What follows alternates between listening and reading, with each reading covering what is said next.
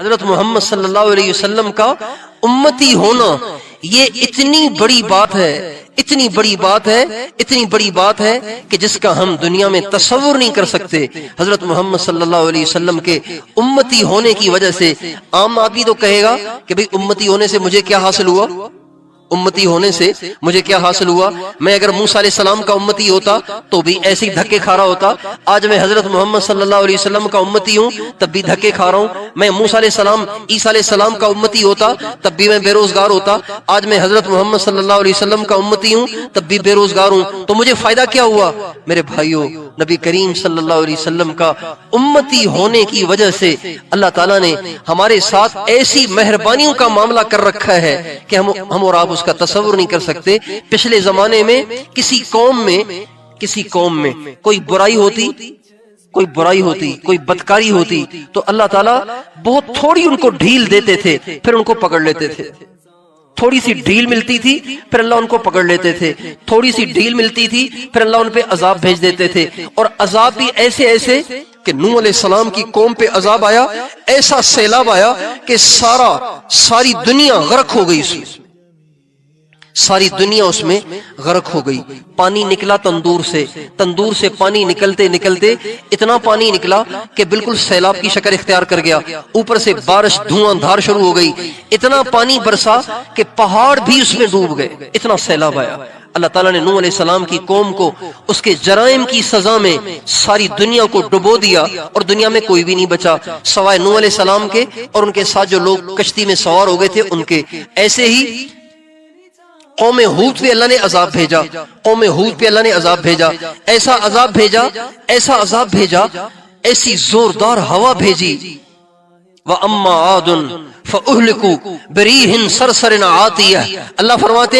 آد کا ہم نے نام و نشان مٹایا ایک ایسی زوردار ہوا کے ساتھ جو تیز بھی تھی اور ٹھنڈی بھی تھی۔ ریحن ہوا، سرسرن ٹھنڈی ہوا، تیز، آتیہ ایسی تیز تھی کہ فرشتے کے قابو سے بھی باہر چلی گئی تھی۔ فرشتہ ہوا کو کنٹرول کرتا ہے، فرشتہ بادلوں کو کنٹرول کرتا ہے، فرشتہ ہوا کو کنٹرول کرتا ہے۔ اللہ کہتے ہیں وہ ہوا ایسی تھی کہ فرشتہ اس کو قابو کرنے سے بے بس ہو گیا، اللہ پاک نے اپنی قدرت سے اس ہوا کو چلایا، ایسی زوردار ہوا تھی۔ سخرها علیہم 7 لیال و8 ایام حسوما فترى القوم فیہا سرعا، اللہ تعالیٰ نے 7 راتیں 8 دن مسلسل اس ہوا کو اتنا تیز چلایا کہ قوم عاد جو 100 فٹ کے لوگ تھے، 150 فٹ کے لوگ تھے، ہوا نے ان کو اٹھایا اور ان کو فضا میں لے گئی اور ان کو آپس میں ٹکرایا، ان کے دھڑ الگ کر دیے، ان کے سر الگ کر دیے، ان کے بازو الگ کر دیے، ان کی ٹانگیں الگ کر دیں، ٹکڑے کر کے اللہ پاک نے 7 راتیں 8 راتوں کے بعد 8 دن کے بعد ان کو زمین پہ پھینکا۔ پھر اللہ فرماتے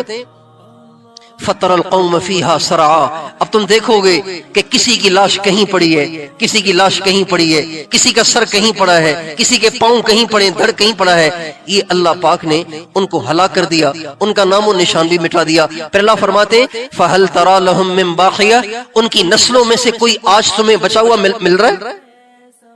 ہم گئے تھے قوم عاد کے علاقے میں، قوم عاد کے علاقے کا نام ہے وادی احقاف، یہ یمن، جنوبی یمن میں جو حضرموت کا علاقہ ہے اس میں وادی احقاف ہے، ہم ان کے علاقے میں گئے، ایسا سنسان ہے، آج بھی ان کا علاقہ سنسان ہے، آج بھی ان کا علاقہ ویران سنسان، جیسے ہمارے سندھ کا تھرپارکر ہے یا پنجاب کا چولستان ہے، بالکل اسی طرح سے پتھر ہی پتھر، پہاڑ ہی پہاڑ، اور مٹی ہی مٹی، ریت ہی ریت، کہیں کسی انسان کا گھر نظر نہیں آتا، کہیں کسی انسان کی آبادی نظر نہیں آتی، کہیں کوئی درخت نظر نہیں آتا، کہیں کوئی پھل پھول نظر نہیں آتا۔ اللہ تعالیٰ نے ہمیشہ کے لیے اس علاقے کو ویران کر دیا۔ ابھی کچھ عرصہ پہلے سعودی عرب کے بارڈر سے کھدائی کرتے ہوئے ایک لاش ملی ہے، قوم عاد کے ایک آدمی کی لاش ملی ہے، ناپنے والوں نے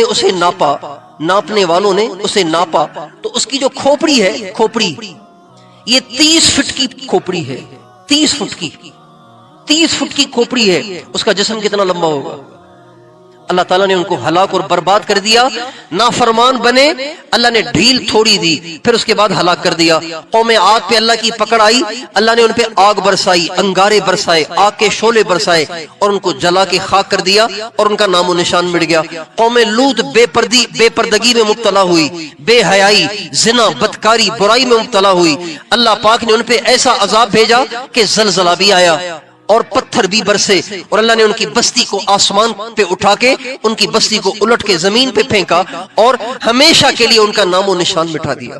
اب آپ دیکھیں قوم نوح نے جو جرائم کیے, قوم شعیب نے جو جرائم کیے, قوم عاد نے جو جرائم کیے, قوم لوط نے جو جرائم کیے, یہ سارے جرائم ہمارے معاشرے میں ہو رہے ہیں کہ نہیں ہو رہے ہیں؟ بھئی ہو رہے ہیں کہ نہیں ہو رہے ہیں؟ حضور اکرم صلی اللہ علیہ وسلم کا امتی ہونے کا یہ نتیجہ ہے کہ اللہ تعالیٰ نے ہمیں ان عذابوں سے بچا رکھا.